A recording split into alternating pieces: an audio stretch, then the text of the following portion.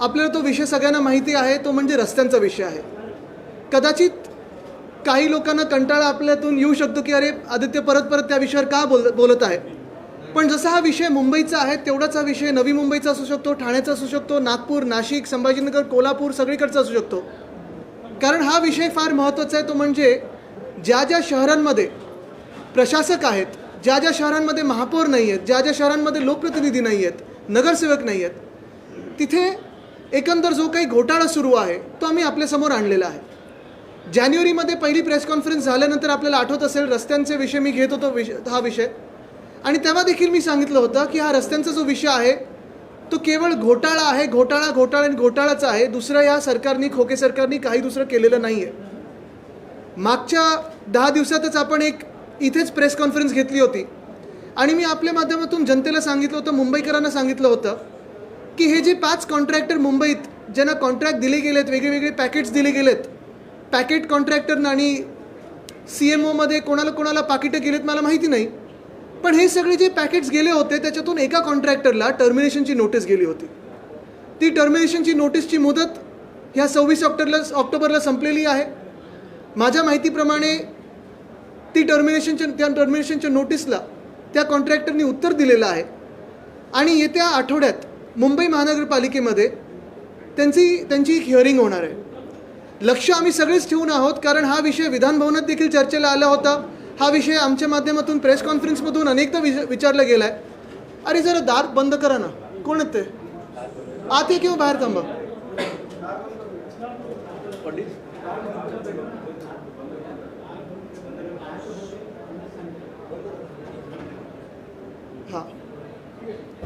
हा विषय वेगळ्या माध्यमातून उचलला होता आणि साधारणपणे आपल्याला आठवत असेल ही टर्मिनेशनची नोटीस संपल्यानंतर आम्ही देखील सांगितलं होतं की आता चौकशीत आणि हिअरिंगमध्ये काय नक्की होणार आहे त्याच्यावर आमचं लक्ष आहे. प्रश्न हाच येतो की येत्या आठवड्यात ह्या कॉन्ट्रॅक्टरचं हिअरिंग दिलं जाणार आहे का, आणि ते हिअरिंग दिलं गेल्यानंतर खोके सरकार सेटलमेंटसाठी बघणार आहे की खरोखर या कॉन्ट्रॅक्टरला जशी चौकशी होती, जसं काही आपण टर्मिनेशनची नोटीस पाठवलेली तसं टर्मिनेट करून ब्लॅकलिस्ट केलं जाणार, ह्याच्यावर आमचं लक्ष आहे. जसं हा विषय एक आहे ह्या एका कॉन्ट्रॅक्टरचा, तसं दुसऱ्या कॉन्ट्रॅक्टरचा विषय हाच आहे की साधारणपणे 1000 कोटीची कामं मुंबईच्या ईस्टर्न सबअबमध्ये ज्या कॉन्ट्रॅक्टरला दिलेली आहेत त्या कॉन्ट्रॅक्टरचा एक आत्ता काम जे चाललेलं पूल पडलेलं आहे चिपळूणमध्ये, त्या पुलाची नक्की काय पुढे चौकशी झाली, काही रिपोर्ट आलेला आहे का, त्या कॉन्ट्रॅक्टरवर काही कारवाई होणार आहे का त्या पूल पडल्यासाठी, आणि जर तिथे कारवाई होणार असेल तर मुंबईतल्या कामाबद्दल काय, हा देखील प्रश्न आमच्या मनात उपस्थित झालेला आहे. एकंदर आज तारीख काय मला सांगा? 28, म्हणजे ऑक्टोबरचा पूर्ण महिना गेलेला आहे, बरोबर आहे. फेअर सीझन आपण वर्षानुवर्ष मुंबईमध्ये जे रिपोर्टिंग करत आलेलं आहात, मुंबई महानगरपालिकेचे रिपोर्टिंग करत आलेलं आहात, साधारणपणे मुंबईत रस्त्याची कामं जी होतात किंवा कुठचीही कामं महत्त्वाची होतात ती 1 ऑक्टोबर ते 31 मे हा फेअर सीझन आपण पकडतो. पण मला तुम्ही सांगा, जे काही कामं 21-22च्या सालातली सुरू झाली होती, 2,500 कोटीची रस्त्याची जी कामं होती, ती जी घटनाबाह्य मुख्यमंत्र्यांनी अधिवेशनात सांगितलं होतं की 24 ते 36 महिने लागतील पावसाळा वगळून, ही कामं एकतरी सुरुवात झाली का या रस्त्यांच्या कामाला? काही कामं तर अगदी सोपी होती, मिलिंग फिनिशिंगची कामं होती, ॲस्फॉल्ट मॅस्टिकची कामं होती, पण त्या कामाला सुरुवात झाली नाही. म्हणजे 2,500 कोटीची कामं अशीच्या अशी पडलेली आहेत. 21-22ची कामं आता 24 उजाडेल तरी देखील ही कामं सुरू झालेली नाही आहेत. माझ्या ऐकण्यात असं आलेलं आहे की खोके सरकारकडून एक वेगळ्या प्रकारचा दबाव आहे ट्रॅफिक पोलीसच्या यंत्रणेवर की तुम्ही पोलिसांच्या NOC देऊच नका, म्हणजे सांगता येईल की ट्रॅफिक पोलीसच्या NOC मिळालं नाहीत म्हणून ही कामं सुरू झाली नाहीत. कारण ह्यांना हे दाखवायचं आहे की डांबरीकरणची जी कामं आहेत, रिपेअरची जी कामं आहेत, ॲस्फॉल्ट मॅस्टिकची जी कामं आहेत, मिलिंग फिनिशिंगची जी कामं आहेत, ही कामं सगळी आता रखडलेली आहेत आणि आता कॉन्क्रिटीकरणच्याच कामाला आम्ही जोर देतो. पण ते तरी करा. जी तसं मी सांगितलं 2,500 कोटीची जी कामं आहेत ती रखडलेली आहेत. दुसऱ्या बाजूला जी मागच्या वर्षी म्हणजे ह्या जानेवारीपासून 6,500 कोटीची जी कामं आहेत, नारळ फोडलेला, मोठा गाजावाजा केलेला, होर्डिंग्स लावलेले, ॲड्स दाखवले, बॅनर्स लावले, हे सगळं करून मी जे प्रत्येक महिन्यात आपल्याला सांगत आलो की हा घोटाळा आहे, ही 6,000 कोटीची कामं, त्याच्यात 6,600 कोटी ॲडव्हान्स मोबिलायझेशनचे आमच्या प्रेस कॉन्फरन्सनंतर अडवून धरले त्यांनी, आणि योग्यपणे अडवून धरले. जे 450 कोटी होते एस्टिमेट वाढवून त्यांनी दाखवले होते, 8% त्यांना जो फायदा होत होता तो आम्ही बोलल्यानंतर तो अडवायला लागला. म्हणजे साधारणपणे 1,000 कोटी मुंबईचे आम्ही तिथेच वाचवले. पण आज परिस्थिती अशी झालेली आहे की ह्या खोके सरकारमध्ये नुसतं कॉन्ट्रॅक्टर्सचे लाड चाललेले आहेत, पण कामं कुठेही होत नाहीत. मला वाटतं एका नेत्यांचं काही वर्षापूर्वी स्टेटमेंट होतं, सगळी कामं पेपरवर आहेत, जमिनीवर काही नाही. तशीच परिस्थिती आज उद्भवलेली आहे की आज जवळपास मुंबईमध्ये 8,500 कोटीची कामं रस्त्याची, छोट्या गल्ल्या असतील, मोठे रोड्स असतील, ही कामं अशीच्या अशी पडलेली आहेत. एकसुद्धा काम आज ऑक्टोबर संपत आलेलं आहे, कामाला सुरुवात झालेली नाही आहे. ट्रॅफिकच्या अजून परवानग्या मिळालेल्या नाहीत किंवा घेतल्या गेल्या नाहीत किंवा असं सांगितलं गेलं की देऊ नका. बाकीचे जे 42 यंत्रणा असतात त्याच्यातून अजून कोऑर्डिनेशन सुरू झाले की नाही मला माहीत नाही. जर असंच ऑक्टोबर निघून गेला, नोव्हेंबर आता येईल, नोव्हेंबर निघून जाईल, मग परत 31 मेपर्यंत कुठची कामं पूर्ण होणार आहेत आपल्या मुंबईमध्ये? आज मी मुंबई महानगरपालिकेच्या प्रशासकांना विचारू इच्छितो आणि घटनाबाह्य मुख्यमंत्र्यांना विचारू इच्छितो, कारण त्यांच्याकडे नगरविकास खातं आहे, की अशी किती शहर आहेत जिथे रस्त्याची कामं, सगळं काम टेंडर वगैरे झाल्यानंतर देखील अजून कामं सुरू झाली नाहीत. आणि पुन्हा एकदा विचारतो मी, म्हणजे कालच्या ट्विटसारखं नाही, पुन्हा नाही, मी परत एकदा विचारतो की ही कामं सुरुवात कधी होणार? आणि ही कामं जर सुरुवात झाली ह्या कामांना, तर मग प्रदूषणाचं काय? कारण आज आपण पाहताय जे मुंबईत प्रदूषण होत आहे ते इतर कुठच्याही कारणामुळे नाही, पण धुळीमुळे होत आहे. जे मार्चची गाईडलाईन होती प्रशासकांची, तशीच गाईडलाईन काल परवाकडे यांनी काढलेली आहे, डिट्टो सेम टू सेम काढलेली आहे. मग मार्चमध्ये आणि आत्ताच्या गाईडलाईनमध्ये नक्की फरक तरी काय आहे, अंतर तरी काय आहे आणि काय बदललं? एका बाजूला आपण बघतोय बिल्डर कॉन्ट्रॅक्टरचं सरकार आहे, बिल्डर कॉन्ट्रॅक्टरचंच ऐकलं जातं, पण दुसऱ्या बाजूला हे जे सगळे आपण पाहतोय की जिथे जिथे कन्स्ट्रक्शन साईट असेल, जिथे जिथे सरकारी कन्स्ट्रक्शन साईट असेल, म्हणजे कुठे काही बिल्डिंग बनत असेल, कुठे फ्लायओव्हर होत असेल, कुठे मेट्रोचं काम होत असेल, तिथून जी धूळ येत आहे त्याच्यावर काही निर्बंध आणण्यासाठी, ते आटोक्यात आणण्यासाठी काही आपण प्रयत्न करत आहोत का? की गाईडलाईन नुसतं पेपरवर आणि गाईडलाईन नुसतं हवेत, पण प्रदूषण पण हवेत? हे असं आता मुंबईत झालेलं आहे. आणि मुळात मुंबईत, ज्या मुंबईमध्ये 24 वॉर्ड्समधून अजूनही 15 वॉर्ड्समध्ये वॉर्ड ऑफिसर नाही, मी ऐकलं परीक्षा झालेली आहे, रिझल्ट आलेले आहेत, पण पोस्टिंगसाठी खोके मागितले जातात, अशी ह्या मुंबईची परिस्थिती करून ठेवलेली आहे. नक्की कुठचा उद्योग ह्या राज्यात येणार आणि मुंबईत येणार जर अशी परिस्थिती करून ठेवली? एका बाजूला आपण पाहतोय 8,500 कोटीची रस्त्याची कामं अडलेली आहेत, दुसऱ्या बाजूला 15 वॉर्ड ऑफिसर नाहीत, कचरा उचलला जात नाही आहे, आणि प्रदूषण वाढत असताना नुसतं गाईडलाईन म्हणून म्युन्सिपल कमिशनर काहीतरी काढत असतात. पण हे सगळे जे गाईडलाईन मार्चमध्ये काढले किंवा आत्ता काढले, ह्या गाईडलाईनला न पाळणारे लोक किती आहेत? त्याच्यावर काही कारवाई झाली आहे का? स्टॉपवर दिलं आहे का? काही पेनल्टी लावली आहे का? कुठेच काही कोणाकडे काही आता पत्ता नाही, पण नुसतं आरोप करायचे आणि मग काहीतरी गाईडलाईन्स काढायची. हे घाणेरडं राजकारण, प्रदूषित राजकारण आज आपल्या राज्यात झालेलं आहे. म्हणून आज मी पुन्हा एकदा आपल्या माध्यमातून जनतेला हेच सांगणार आहे की ह्या 8,500 कोटीचे जे काही घोळ आणि घोटाळा यांनी करून ठेवलेला आहे, आमचं सरकार लवकरच येणार आहे आणि सरकार आपल्या आशीर्वादानंतर आल्यानंतर ह्या सरकारमधून ज्यांनी ज्यांनी घोटाळा केलेला आहे त्यांच्यावर आम्ही कडक कारवाई करणार, म्हणजे करणार. ज्यांना जेलमध्ये टाकायचं त्यांना टाकणारच.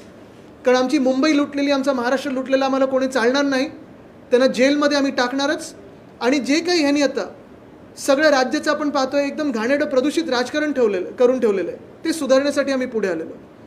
आज आपल्या माध्यमातून पुन्हा एकदा पुढच्या आठवड्यात, येत्या आठवड्यात ह्या हिअरिंगवर जे काही होणार आहे त्याच्यावर आमचं लक्ष आहे.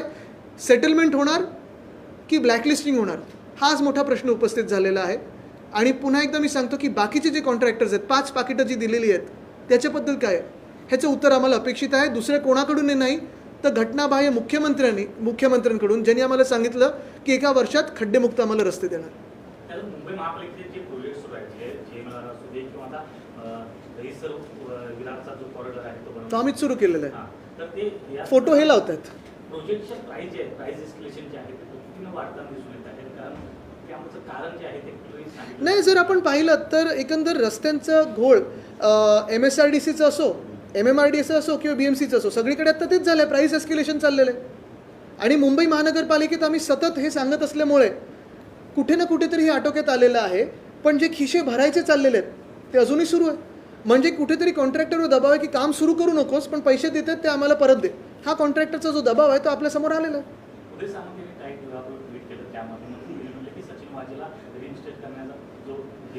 बघा, ज्यांनी वेदांता फॉक्सकॉन वगैरे सगळे गुजरातला पाठवलं ना, गुजरातच्या मंत्र्यांना आम्ही उत्तर देत नाही. अच्छा, आपण एकच म्हणजे बाकीच्यांना पटलेलं आहे. काल मी ह्याच्यावर भाष्य केलेलं आहे. Vedanta, Foxconn, Airbus, Tata, medical device park, bulk drug park, 40 गद्दार, आता डायमंड बोर्ड्स, बुलेट ट्रेन यायच्या आधी एवढं सगळं पाठवलेलं आहे. विचार करा, बुलेट ट्रेन आल्यानंतर किती काय पाठवतील. बुलेट ट्रेनची पण जागा BKC मधली फुकट दिलेली आहे.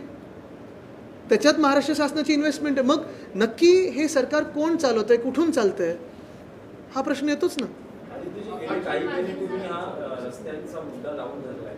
नेमका तुमचा आरोप कोणावर आहे? कॉन्ट्रॅक्टर्स, महापालिका प्रशासन की मी राज्य? प्रत्येक पत्रकार परिषदेत हे सांगितलेलं आहे की मी कॉन्ट्रॅक्टर्सचं अजूनही नाव घेतलेलं नाही आहे.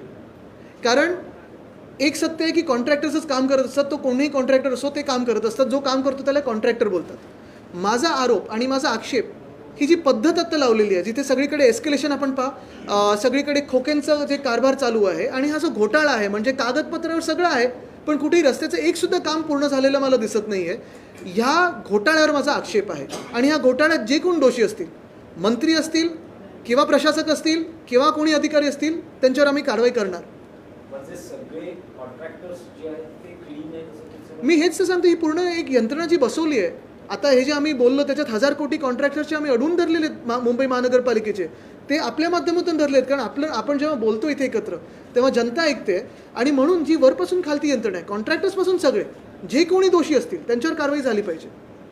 18 ते 19 वयोगटातील तरुण मतदार आहेत. 93% असे तरुण मतदार आहेत ज्यांनी रजिस्टरच केलं नाही. याचं कारण सध्याची राजकीय परिस्थिती असू शकते का? मला वाटतं ते असू शकतं. पण एक आहे नक्की की मतदार जिथे जिथे आपण पाहताय भ्रष्ट सरकार आहेत, तिथे त्या भ्रष्ट सरकारांना पाडून नवीन चांगली सरकार आणतात. कर्नाटकमध्ये आपण पाहिलं, मध्य प्रदेशमध्ये असं होणार आहे आणि आपण पाहताय महाराष्ट्रात देखील होणार आहे. जिथे जिथे खोक्यांचं सरकार, जिथे जिथे भ्रष्ट राजकारण चालू आहे, प्रदूषित राजकारण चालू आहे, तिथे असं होणार, बदल होणार. हायकोर्टानं आदेश देऊन ही सिलेक्ट निवडणुका ज्या आहेत ते टाळत आहेत आणि परत आता नवीन नोंदणी करण्याचं काय? ते आम्ही नोंदणी करू आणि पुन्हा एकदा जिंकू. मला जास्ती महत्त्व विरोधकांना द्यायचं नाही आहे. पण एक निश्चित आहे, हे सरकार घाबरट आहे हे कळलेलं आहे. डरपोक सरकार आहे.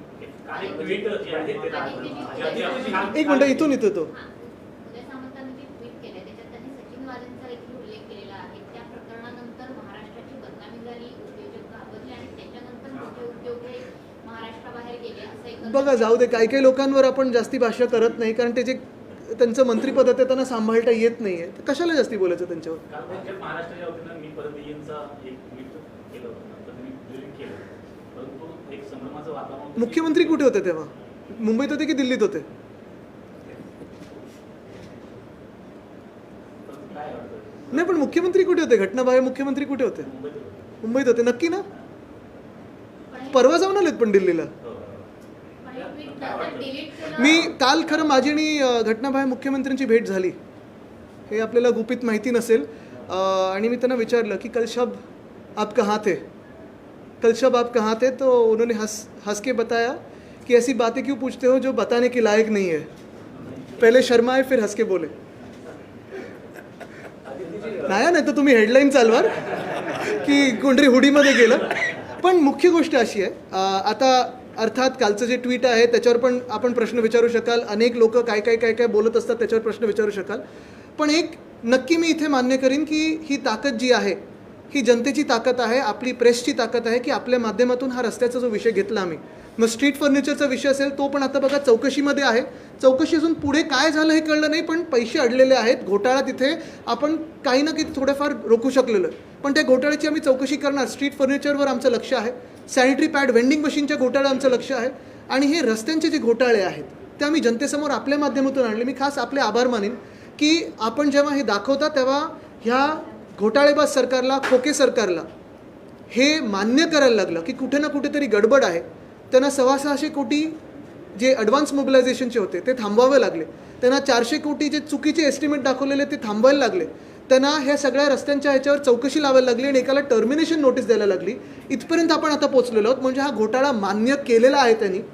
पुढचं पाऊल हेच असेल किंवा जेव्हा आमचं सरकार बसेल तेव्हा आम्ही यांच्यावर कारवाई करणार. आदित्यजी, पण तुम्हाला असं वाटतं का की ज्या पद्धतीने सुप्रीम कोर्टामध्ये सुनावणी सुरू आहे आणि ताशेरे ओढले जाते, नजीकच्या काळात राज्यात नेतृत्व बदल शक्यता वाटते? निवडणूक तर लावा, त्याच्यात तर मग पूर्ण सरकार बदलेल.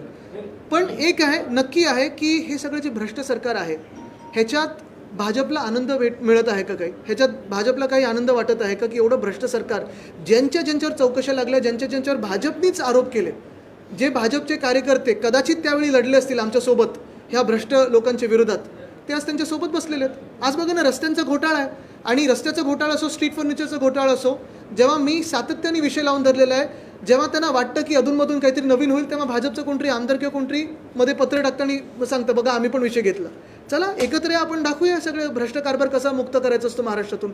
पण ते जे कोणी लोकप्रतिनिधी पत्र लिहित असतील, मी त्यांना हेच सांगेन की मी जसं सातत्याने विषय हा धरलेला आहे, तसं आपण पण ह्या पुढे बोला, आणि कोण भ्रष्ट आहे आपल्याला माहिती आहे बोला. मी जसं सांगतोय की हे भ्रष्ट कारभार कोण करते बोला. आदित्य जी, हिंदी में जानना चाहेंगे, मुंबई के जो रस्ते हैं उनके बारे में बता रहे हैं कि स्कैम हुआ है, क्या कहना चाहिए? बिल्कुल, आप ही के माध्यम से पिछले 10 महीनों में हमने रास्तों का विषय लिया है. आपने देखा होगा जो हमारे इलीगल सीएम है, जो खोखे सरकार के सीएम है, वो हर बार कहते हैं कि इसमें कोई घोटाला नहीं, लेकिन मैं ये हर बार कहता आया हूँ कि ये स्कैम है. और इसी वक्त आज जैसे हम बात कर रहे हैं, एक कॉन्ट्रैक्टर को, जो साउथ मुंबई के कॉन्ट्रैक्टर है, उनको एक टर्मिनेशन नोटिस दी हुई थी. 1 महीना उनका जो था, 15 दिन थे, वो पूरे हुए हैं, और उसी के बाद अगले हफ्ते में हियरिंग शायद होगा. बीएमसी ये हियरिंग लेगी. यही दिलचस्पी की बात है कि इस हियरिंग में सेटलमेंट होने वाली है या ब्लैकलिस्टिंग होने वाली है. वैसे ही दूसरी बात है, जो ईस्टर्न सबर्ब के कॉन्ट्रैक्टर है, जिनको एक बड़ा पैकेट दिया है लगभग 1000 करोड़ का, वो कॉन्ट्रैक्टर जिस ब्रिज पे काम कर रहे थे चिपलुन में, वहाँ का ब्रिज गिर गया है. तो कुछ उस पर इन्वेस्टिगेशन हुआ है, इंक्वायरी हुई है, और उसी कॉन्ट्रैक्टर को आप ये काम देने जा रहे हो या कुछ बदल होने वाला है, इस पे बात है. लगभग 8,500 करोड़ के काम इस मुंबई में आज भी शुरुआत नहीं हुए, जबकि टेंडर्स दिए हुए, कॉन्ट्रैक्ट्स दिए हुए. तो ये घोटाला है, और मैं यही कहना चाहता हूँ कि एक जो ताकत बनी है जनता की और हम सब लोगों की, कि ये जो पूरा स्कैम है जनता के सामने ला पाए, इसी की वजह से आज इंक्वायरी चल रही है, इन्वेस्टिगेशन चल रहा है, लेकिन कहीं ना कहीं सेटलमेंट के दृष्टिकोण से चल रहा है.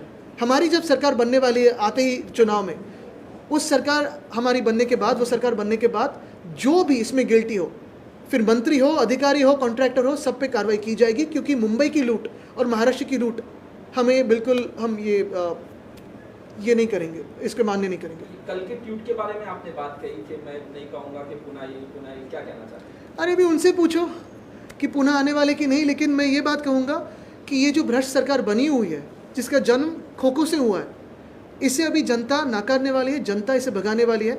जनता अगर आप देखें तो हैरान है, त्रस्त है कि हर क्षेत्र में, कृषि क्षेत्र हो, उद्योग क्षेत्र हो, अगर आप देखें तो एमपीएससी यूपीएससी के एग्जाम्स हो, जो भी पोस्टिंग चाहिए हो, ये सरकार पैसे मांगती है. अगर कर्नाटक की सरकार 40% की सरकार हो, तो ये तो 1000% की सरकार है, 100,000% ये करप्ट सरकार है. जिस तरह से कल प्रधान इंडिया अलायंस में हर कोई दूसरे का साथ देना चाहिए, ऐसे में अलग अलग स्टेटमेंट आते हैं. शरद पवार ने भी स्टेटमेंट दिया कि लोकसभा चुनाव में मोदी सरकार बदलेगी या नहीं, ये बोल नहीं सकते, यानी कि वो इंडिया अलायंस पर खुद एक अविश्वास दिखा रहे हैं. मुझे लगता है ये अभी मैं आपसे सुन रहा हूँ, इसको मैं खुद पढ़ना चाहूँगा, फिर उसी पे बात करना चाहूँगा. और आज जैसे मैंने कहा कि ये सबसे बड़ा जो स्कैम है मुंबई में, लगभग 6,000 करोड़ प्लस 2,500 करोड़, उस पर मैं बात करना चाहूँगा, क्योंकि नहीं तो हमारा जो लक्ष्य है वो इधर उधर इतरा जाएगा. तो मुझे लगता है कि इसी पे आज बात रखें, क्योंकि आप ही के माध्यम से हमने इस घोटाले को जनता के सामने लाया है. और मैं यही विनती करूँगा आपसे कि ये जो बात है उसको जनता तक लेके जाए, समझाए, क्योंकि जनता को पता है, जनता भी हैरान है कि पिछले 1-1.5 साल में कहीं भी कुछ विकास के काम नहीं हुए. विकास हुआ होगा तो 40 गद्दारों का हुआ है, बाकी कुछ नहीं. अरे ये सवाल इसलिए इतना इम्पोर्टेंट था, आपने जो रोड कॉन्ट्रैक्ट का की बात उजागर की, वो तो हमने लिया. इंडिया अलायंस इसलिए इम्पोर्टेंट है कि पूरे देश में एक आप माहौल बनाना चाहते हैं कि बीजेपी को हराना है, बट ऑब्वियसली कि ये आपको करना है. ऐसे में एक दूसरे का साथ देकर एक दूसरे को मोराल बूस्ट करना चाहिए. ऐसे में इस तरह के बयान जो आपने कहा उनको हराना है, क्यों हराना है, उसकी बात मैं कह रहा हूँ. तो धन्यवाद. सर, उदय सामंत के